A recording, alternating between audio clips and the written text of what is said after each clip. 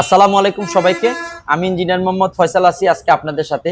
তো আমি কথা বলবো আজকে হুন্ডা হাইব্রিড গাড়িগুলোতে মূলত হিটিং ইস্যু আসে। তো Honda Vezel, Honda Fit, Honda Jazz, Honda Grace যে সমস্ত গাড়ি আছে এই গাড়িগুলোতে ইঞ্জিন হিটিং ইস্যু আসা বা ড্যাশবোর্ডে হিটিং বাতি জ্বলে থাকার মেইন রিজন হচ্ছে কুলিং সিস্টেম কোনো কারণে পারফরমেন্স না করা বা কুলিং সিস্টেমের পারফরমেন্স ড্রপ হওয়া। তো এটার মেইন রিজন হচ্ছে আপনারা আমার হাতে যে পার্টসটা দেখতে পারতেছেন এটা হচ্ছে রেডিয়েটর ফ্যান।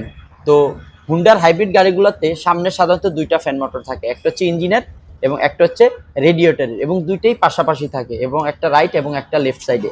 তো এগুলা কোনো কারণে যে সমস্যাটা হয় সেটা হচ্ছে এগুলা যেহেতু ইলেকট্রিক পার্টস, এগুলোর ভিতরে কার্বন আছে এবং এই কার্বনগুলো একটা নির্দিষ্ট সার্টেন পিরিয়ড চলার পর কার্বনগুলো যখন ক্ষয়প্রাপ্ত হয় তখন সে আস্তে আস্তে মোটরগুলা যে পরিমাণ কুলিং পারফরমেন্স হওয়ার উচিত বা সেই পারফরমেন্স করতে পারে না বা এটা ওইভাবে ঘুরে না, বা অনেক সময় ফ্যানটা যখন চলে সেই ফ্যানটা গজে, যার কারণে আমাদের যে বাতাসটা হওয়ার কথা সেই উৎপন্ন বাতাস চারিদিকে ছড়িয়ে যায়, যার কারণে আমাদের কুলিং পারফরমেন্স প্রপারলি হয় না এবং ইঞ্জিন হিট হয়ে যায়, গিয়ার বক্স হিট হয়ে যায়।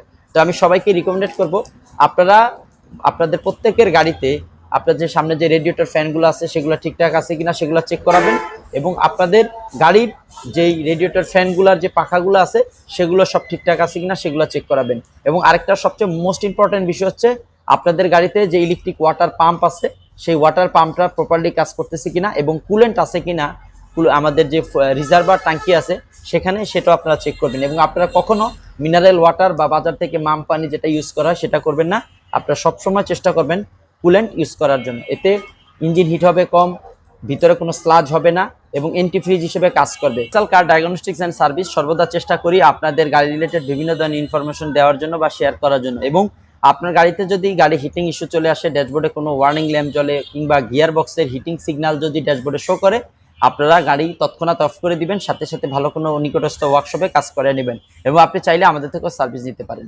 তো আমরা সর্বদা চেষ্টা করি আপনাদেরকে সাপোর্ট দেওয়ার জন্য। আপনারা আমাদের জন্য দোয়া করবেন এবং পাশে থাকবেন। সবাইকে অসংখ্য ধন্যবাদ জ্ঞাপন করছি। আসসালামু আলাইকুম।